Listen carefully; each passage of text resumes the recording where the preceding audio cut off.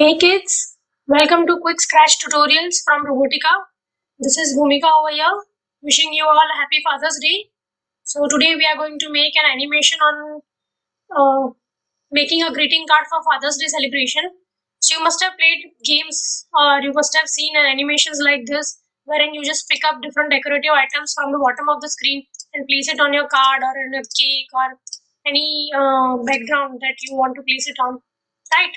So that's what we are going to see today. Let us check out our program.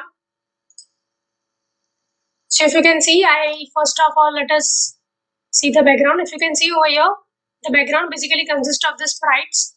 The sprites can be found in the backdrop library of the Scratch, over which I have placed different components like this plain greeting card and few balloons and pencil and gift card. Plain greeting card I downloaded from the internet, and this pencil and balloons and gift box can be found out in the sprite library.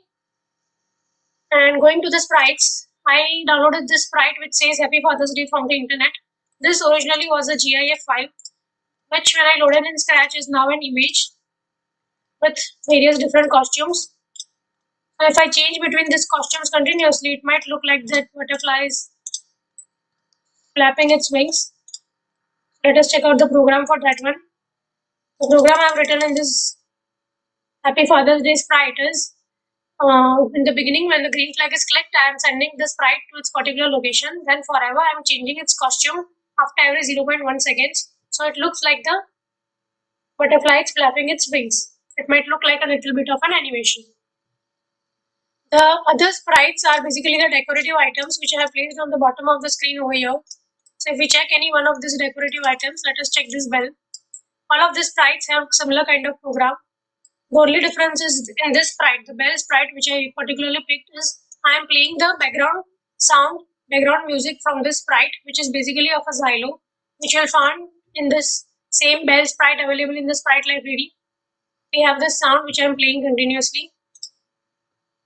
The forever block is also available in this sprite, other than these different blocks which are similar in other sprites as well. So what the other blocks are, when green flag is clicked, I am sending all of the sprites to its particular place. Then whenever I click on this sprite, if you might have noticed in the beginning, whenever I clicked on that heart, the heart created clone of itself, it creates clone of itself. And when it starts as a clone, the clone simply follows the mouse pointer, and it loses following the mouse pointer when I click on the screen whenever I want to place the heart. So whenever the button is down, mouse is down, the sprite will get placed on that place.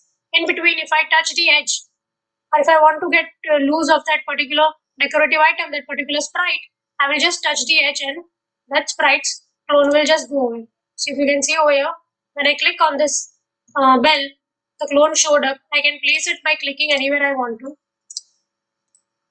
If I want to get rid of this clone, I'm going to go near my edge to get rid of it.